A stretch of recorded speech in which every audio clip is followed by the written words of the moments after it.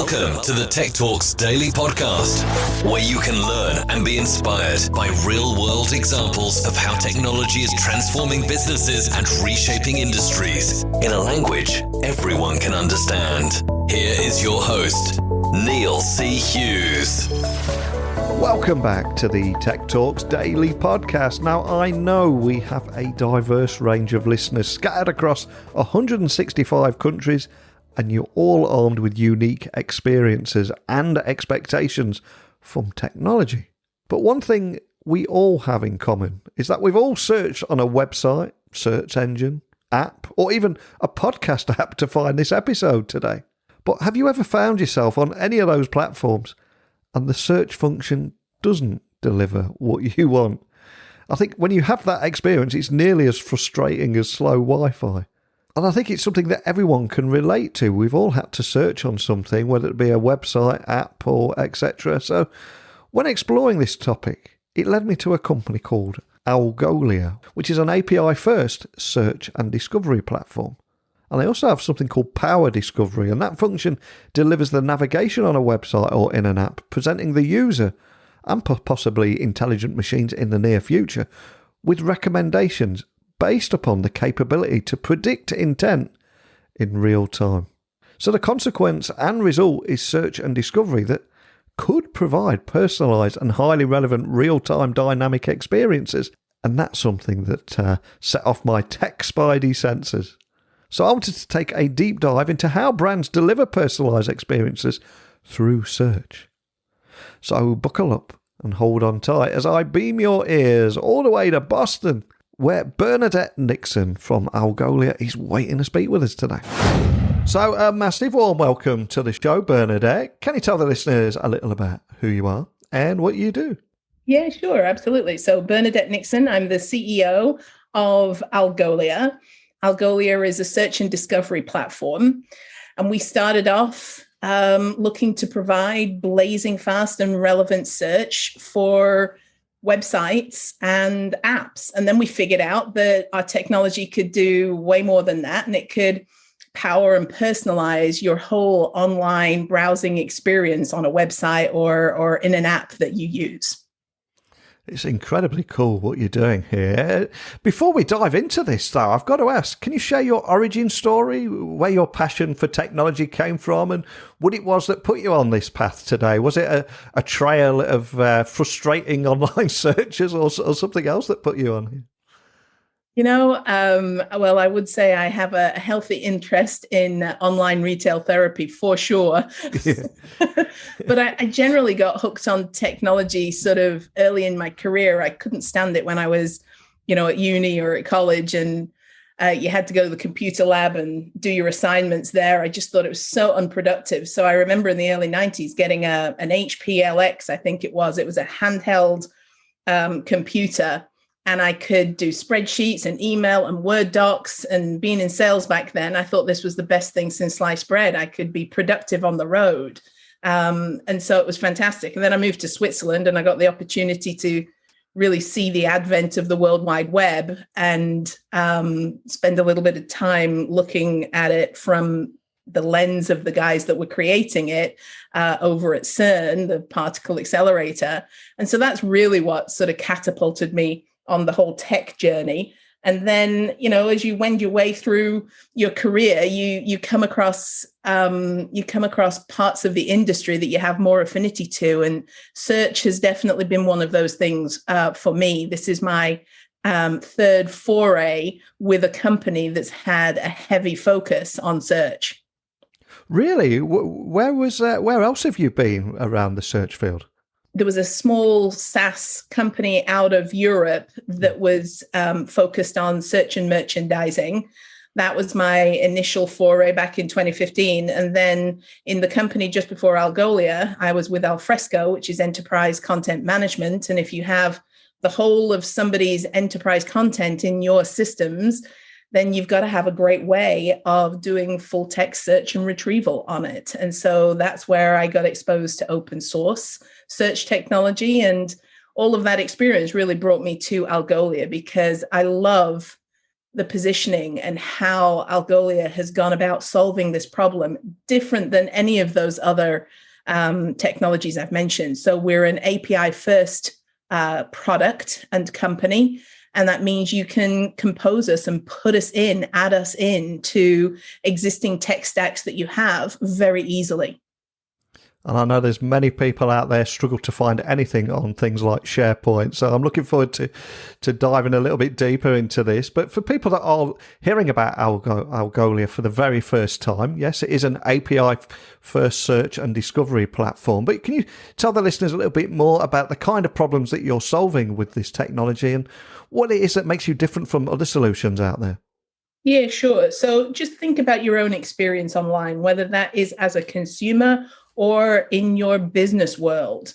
We're looking for things all the time. So if it's been a bad day at the office and you're like, I want a pint of Ben and Jerry's now, and you're on your Uber Eats app, your Uber app looking for Uber Eats so that you can get some Ben and Jerry's delivered, that's a search problem.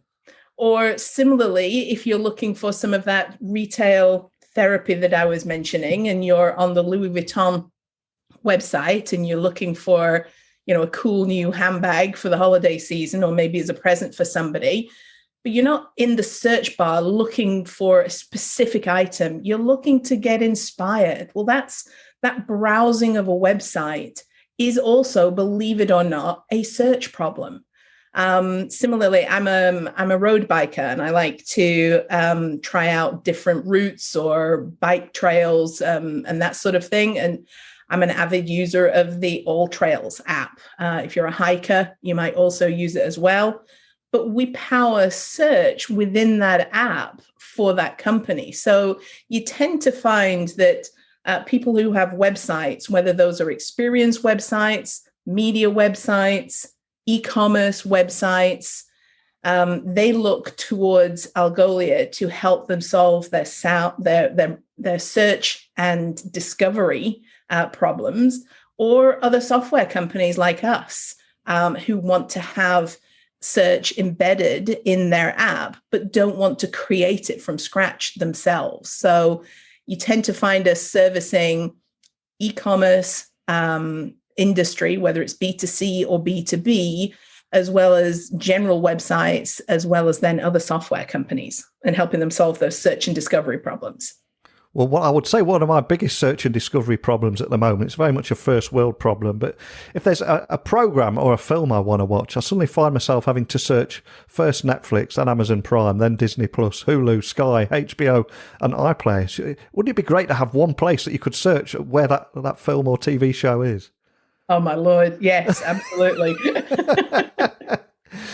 But one of the reasons I was excited to get you on the podcast today is you recently released your State of the Search report, which was compiled in partnership with B2B research specialist Coleman Park. So can you set the scene and tell me a little bit more about who you surveyed and what kind of insights you set to discover with that report? Yes, absolutely. So we do it every year.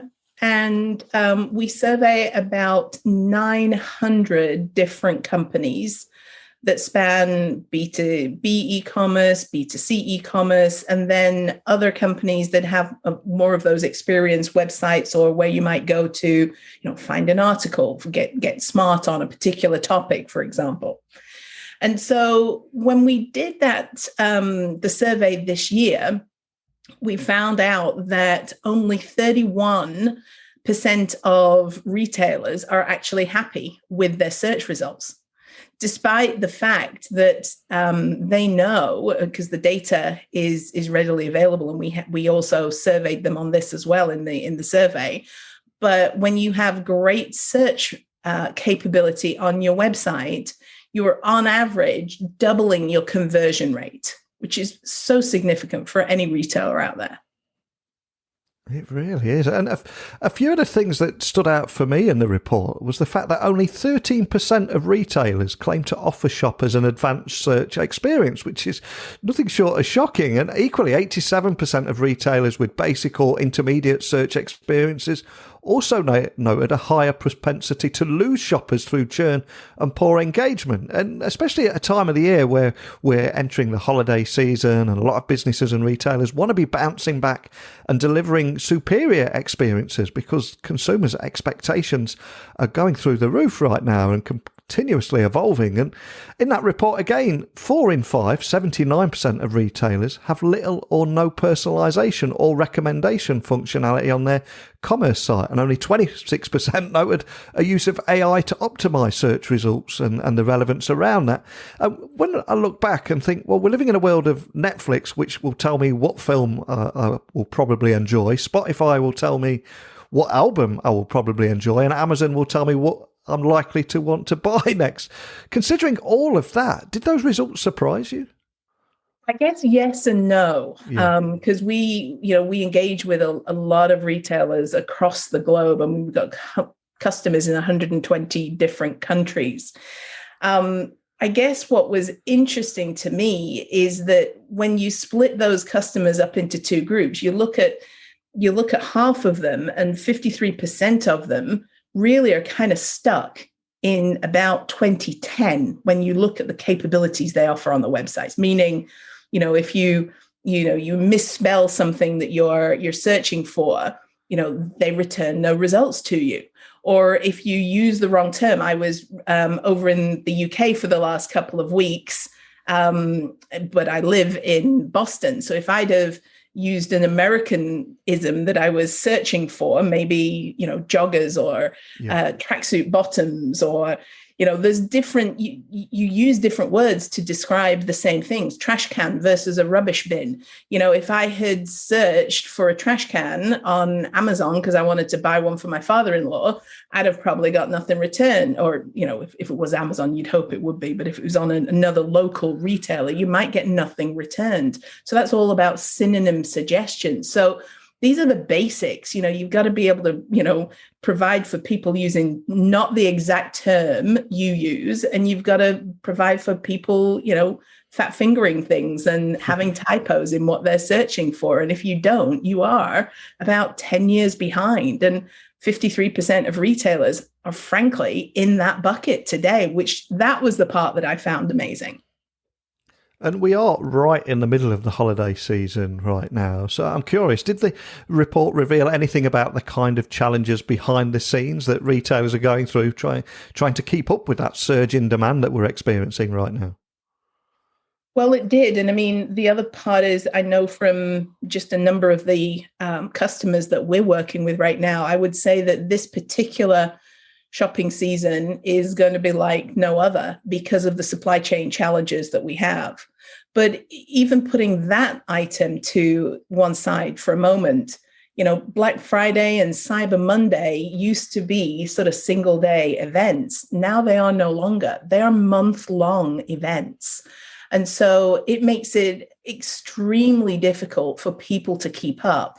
I mean, we had a surge of up to was it 7.2 billion searches in a very short period of time. And just having the infrastructure to be able to handle the surge in volume that you're going to get is part of what keeps people up at night. I mean, that's why we are so focused on providing the hosted API service for our customers, frankly, so they don't have to worry about that. And we provide up to 5 nines of availability. So, there's sort of I don't know that I would call it an insurance policy, but it's definitely, you can sleep easy when you've got that kind of industrial system behind you. And I guess that's part of what we look to do. I mean, if you look at the resources that a Netflix or an Amazon or a Google or, Apple or any of the FANG companies that are out there, you mentioned Netflix, they have an inordinate R&D budget. They have hordes, hundreds and sometimes thousands of developers that they're putting on key projects.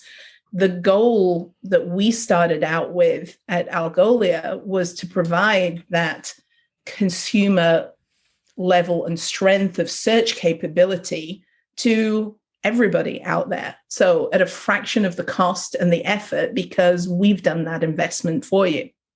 And there's such a big focus at the moment on seamless customer experiences. We've got everything from one-click checkouts to even the Amazon stores now, where you can just pick up items and leave the shop, and they've completely eliminated the checkout process. So can you tell me about how retailers are equating quality search now with that frictionless customer experience that they're increasingly being almost expected to deliver? You're right. I mean, I think that if you step back completely, your competition isn't just whoever is providing the same products or experiences to market that you are any longer.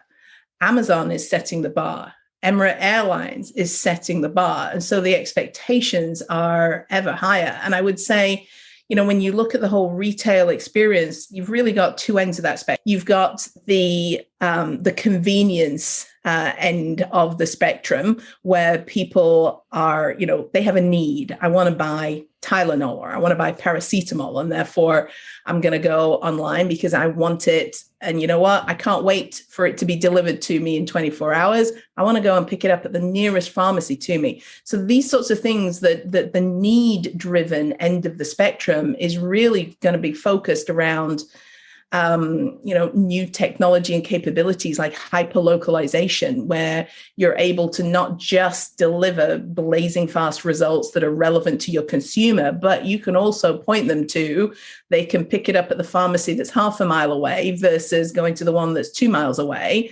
that doesn't have that in stock right now. So I think there's different ends of the retail market that are going to be focused on different things. The need end of that market, so convenience and choice and speed, you're going to continue to see things like click and collect and BOPIS, that really, BOPIS standing for buy online and pick up in store, really being how they blend the experience online and their bricks and mortar. But then if you look at the other end of the spectrum and you look at the desire end of the spectrum or really the passion economy, that's where, we have a thirst to learn, connect with, fellow enthusiasts maybe. And yeah, sure, shop in many instances as well. But you've got to be able to blend both the physical and the online experiences now.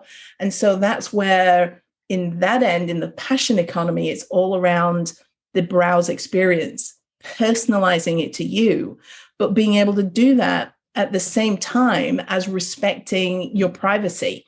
So, which is, not an easy thing to do. And I will post a link to the report that we're referencing here so people listening can check that out. But what were your key takeaways from that report? I think we've hit on a number of those already, in fact. So I would say that 53% of retailers are, offering a service that is akin to what we were used to in 2010. That only 13% of retailers, claim to be offering an intermediate or an advanced experience for their customers.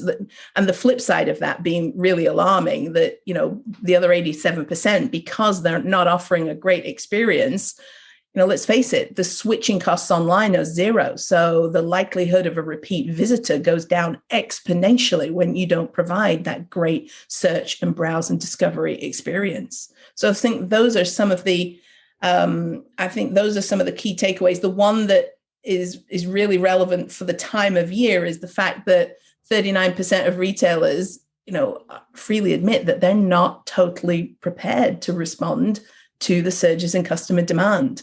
And given, all the online shopping I have yet to do for the holidays, that's kind of scary. And it's such a great point you made there. And we are at that time of the year where our news feeds are full of so many different analysts predicting what trends are going to dominate next year, and so many businesses and brands are nervously trying to predict what they need to prepare for next year. So I'm curious, from that report, how are the insights gained in that going to help you and your customers next year in 2022? And what's your primary focus going to be next year? Well, I would say, I've just done a 2-month tour visiting a number of our customers, sort of after the big hibernation through COVID.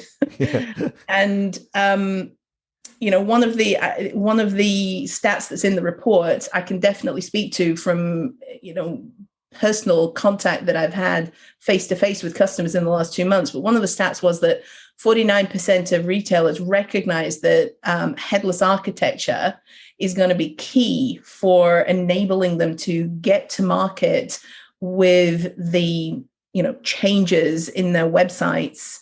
And so we see that. I see that physically out there in the market. I see so many retailers doing two things at the moment: picking one or two of their brands and completely doing a replatform and going with a headless architecture because they want to be more nimble. And so that can help provide them the competitive edge. And then once they've done that proof of concept, they then, if they're a large retailer, they recognize that completely going from their sort of old monolith to this new, more flexible architecture is going to take some time. And so they quite often then bite off sort of one or two pieces of capability that they add into their existing infrastructure to provide some of the benefits of speed and conversion that they could get if they had the pure headless architecture. And that's why a lot of people often start with search when they're looking at their existing infrastructure and thinking, okay, it's going to take me 6, 8, 9, 12 months to fully go headless. But I want some of those benefits right now, today, on my site. How do I do that? And they turn to search because it has an immediate impact on conversion, as we've talked about. It doubles your conversion as a retailer. And then secondarily, because of that whole browse experience, it's impacting your overall customer experience. So we see those two things going hand in hand. Headless pilots, if you like, on one or two brands, and then rolling, for example, search into the old monolithic architecture so they can get some quick hit wins to their conversion rates right now, and then a longer sort of migration plan to headless over the next 12 months. I think we're going to see a lot more of that. Well, it's going to be great to get you back on the podcast next year and see how things are taking shape there. But before I let you go, one of the questions I always like to ask my guests is, we begin the show talking about your origin story, but I'm now going to have a bit of fun with you and ask you, what was the soundtrack to your origin story? Is there a song or piece of music that has accompanied you throughout your life, inspired you? And we'll add that list to our Spotify playlist. Is there a song and a story you have for us? Well, one of my recent CMOs chose my walk-on music for a big presentation that I was doing, and they chose Fireball by Pitbull, I think because just of the energy level that I kind of brought to the project and the subject at hand. But if I was going to go with an old school one that I've listened to over and over again, it would be take your pick out of a good Billy Idol album. Oh, man, we've got to go there. Which one would you pick? There's so many there, isn't there? Oh, my gosh, there really are. I mean, White Wedding is iconic, and, yeah. I could probably sing it in my sleep.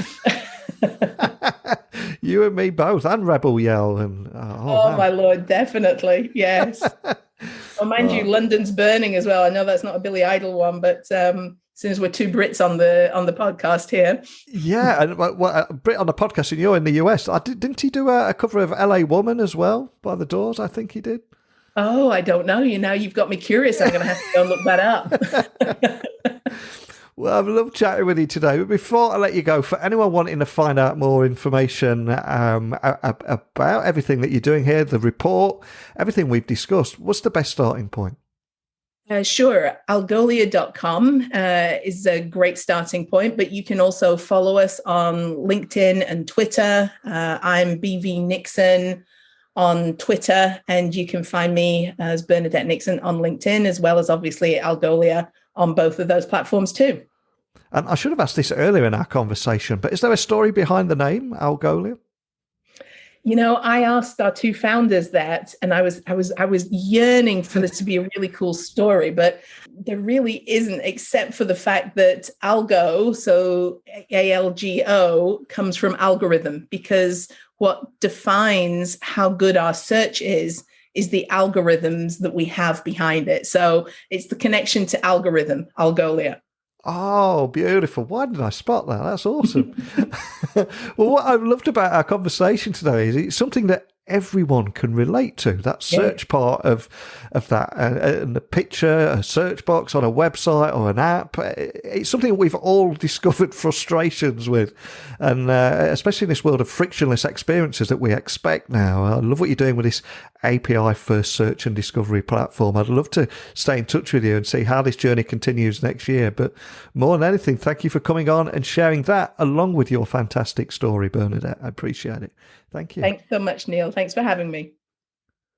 The message I got from today's episode was if you can't accurately serve online shoppers with what they want at the precise moment that they want it, they'll immediately move on to the next site.